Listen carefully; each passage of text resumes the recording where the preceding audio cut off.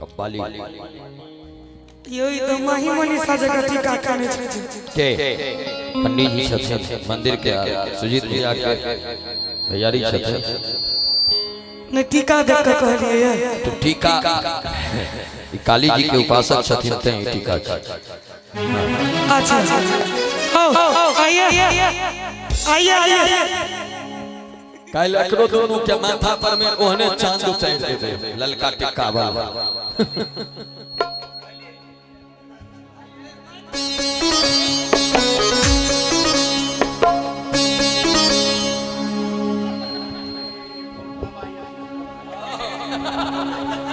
system आइए बड़ मन लगे छे लेकिन सुगौना में ई त भाई माना परत एतो होय छे त हम सब स्वतंत्र भ के प्रोग्राम करै छी कतौ से कोन प्रकार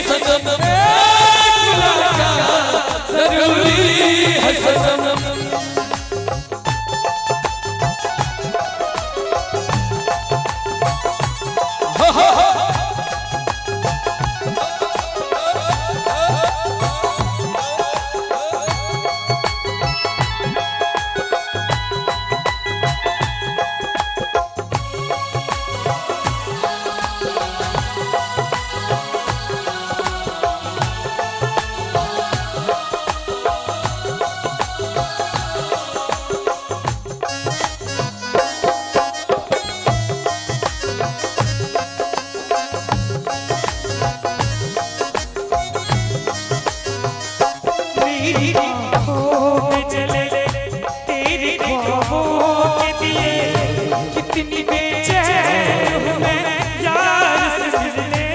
के लिए मेरे तू जो छुपाए ले चैन आ जाए मुझे जो तेरा दीदार मिले मसीहा तू आए मुझे मसीहा तू आए मुझे मेरे प्यार की कमाल मुझे मेरे प्यार की कमाल मुझे मेरे साथ में रो रहा आसमां मेरे साथ में रो रहा आसमां मेरा प्यार खोया है जाने कहाँ मेरा प्यार खोया है जाने कहाँ तेरे प्यार में बड़ा ही बुरा हाल है कि मुझे आशा निकलती नहीं जाती मेरे प्यार में बड़ा ही बुरा हाल है कि मुझे आशा निकलती नहीं जाती मुलाकात जरूरी है सनम मुलाकात जरूरी है सनम मुलाकात जरूरी है सनम मुलाकात मुलाकात मुलाकात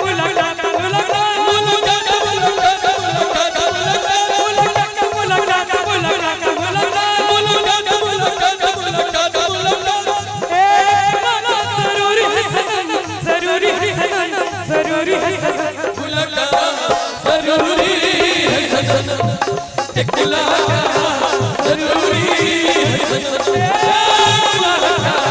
जरूरी है